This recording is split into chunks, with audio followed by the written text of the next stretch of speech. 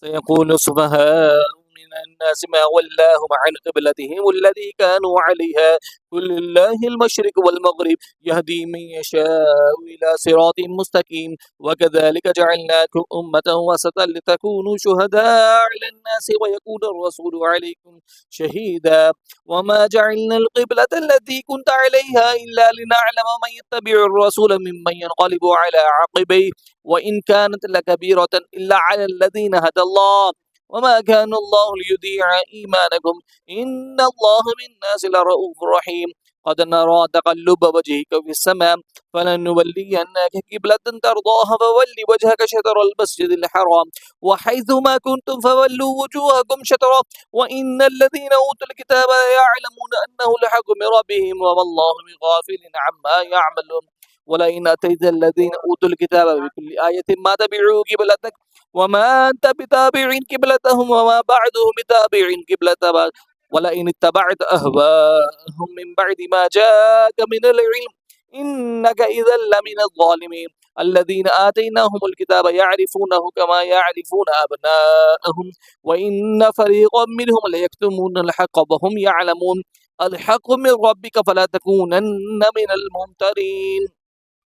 ولكل وجهة هو موليها فاستبقوا الخيرات أينما تكونوا يأتي بكم الله جميعا إن الله على كل شيء قدير ومن حيث خرجت فول وجهك شطر المسجد الحرام وإنه للحق من ربك وما الله بغافل عما تعملون ومن حيث خرجت فول وجهك شطر المسجد الحرام وحيث ما كنتم فولوا وجوهكم شطره لئلا يكون للناس عليكم حجة إلا الذين ظلموا منهم فلا تخشوهم واخشوني ولأتم نعمتي عليكم ولعلكم تهتدون كما أرسلنا فيكم رسولا منكم يتلو عليكم آياتنا ويزكيكم ويعلمكم الكتاب والحكمة ويعلمكم ما لم تكونوا تعلمون فاذكروني يذكركم واشكروا لي ولا تكفرون يا أيها الذين آمنوا استعينوا بالصبر والصلاة إن الله مع الصابرين ولا تقولوا لمن يقتل في سبيل الله أموات بل أحياء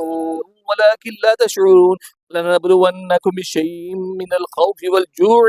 ونقص من الأموال والأنفس والثمرات وبشر الصابرين الذين إذا أصابتهم مصيبة قالوا إنا لله وإنا إليه راجعون أولئك عليهم صلوات من ربهم ورحمة وأولئك هم المهتدون إن الصفا والمروة من شعائر الله فمن حج البيت أو اعتمر فلا جناح عليه أن يطوف بهما ومن تطوع خيرا فإن الله شاكر عليم إن الذين يكتمون ما أنزلنا من البينات والهدى من بعد ما بيناه للناس بالكتاب أولئك يلعنهم الله يلعنهم اللاعنون إلا الذين تابوا وأصلحوا وبينوا فأولئك أتوب عليهم وأنا التواب الرحيم إن الذين كفروا وماتوا وهم كفار أولئك عليهم لعنة الله والملائكة والناس أجمعين خالدين فيها لا يخفف عنهم العذاب ولا هم ينظرون وإلهكم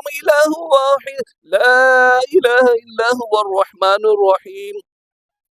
إن في خلق السماوات والأرض واختلاف الليل والنهار والفلك التي تجري في البحر بما ينفع الناس وما أنزل الله من السماء من رزق فأحيا به الأرض بعد موتها وبث فيها من كل دابة وتصريف الرياح والسحاب المسخر بين السماء والأرض لآيات لقوم يعقلون ومن الناس من يتخذ من دون الله أندادا يحبونهم كحب الله والذين آمنوا أشد حبا لله ولو يرى الذين ظلموا إذ يرون العذاب أن القوة لله جميعا وأن الله شديد العذاب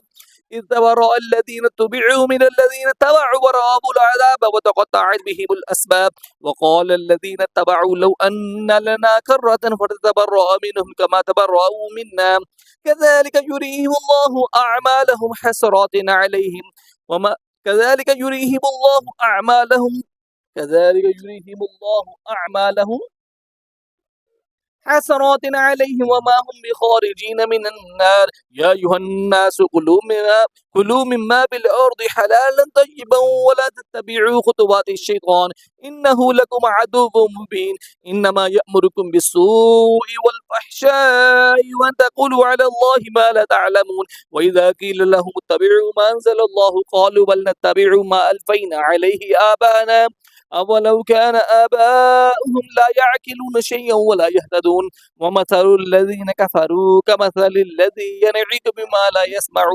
إلا دعاء ونداء صم بكم عمي فهم لا يعقلون يا أيها الذين آمنوا كلوا من طيبات ما رزقناكم واشكروا لله إن كنتم إياه تعبدون إنما حرم عليكم الميتة والدم ولحم الخنزير وما أهل لغير الله به والمنخنقة والموقوذة إنما حرم عليكم الميتة والدم ولحم الخنزير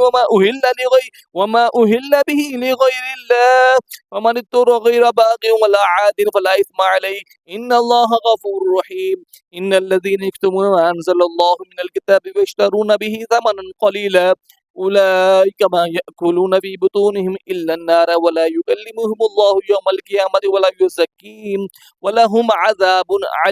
أليم أولئك الذين اشتروا الضلال